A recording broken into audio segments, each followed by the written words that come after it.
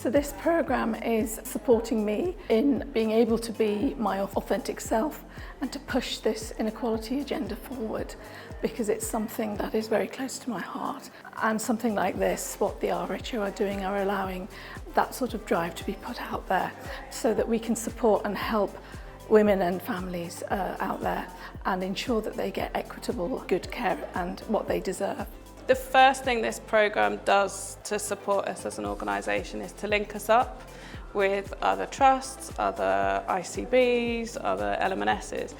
because this isn't an issue in one place in England, it isn't an issue in one trust, it's an issue for us all. As part of the Learning Action Network, we share a lot of the same barriers, so it's really good to be able to connect with each other who have that same shared vision and shared decision making, and we can learn from each other and see what other people have done to overcome their barriers and learn from each other that way. I think what I've really learned is it's really important for us to recognise racism and also to challenge it when we see it, so identify it and challenge it. Yeah, and I think from a project perspective, we've really developed our ideas and looked at it through an anti-racist lens, and it's really helped us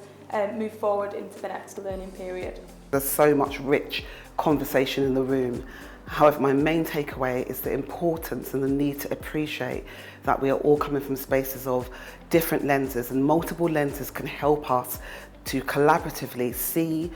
the different sides, the different aspects, and how we need to journey together, because indeed it's a journey. So my top tip for others working at system level would be that we need to be aware of our demographics and our people who we are serving, our service users and our families. We have already put in place how to share that information up to the board level, and also work with the assistant director midwives to achieve our goals on the maternity improvement programme, and also to look at our GM actions aligning with our women. My top tip is to embrace, enable, empower those that actually are at the consequence of structural and systemic racism. You need to have them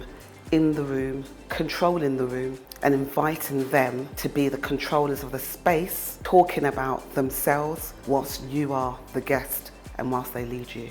We've had some really challenging and really quite deep and difficult conversations over the last few days. We've managed to hold this really safe space, and we've managed to develop and hold it, but I think it also shows something which is really important and refers to some of the challenges around this work in equity and health equity and anti-racism, which is that there's a need. There are people in that room whose names I couldn't even tell you, but we've shared in a really open way, and I think that that just reflects, I guess, a bit of a gap, you know. If people are willing to trust in us and trust in the system, that shows that there is a need for this kind of space, for these kind of conversations.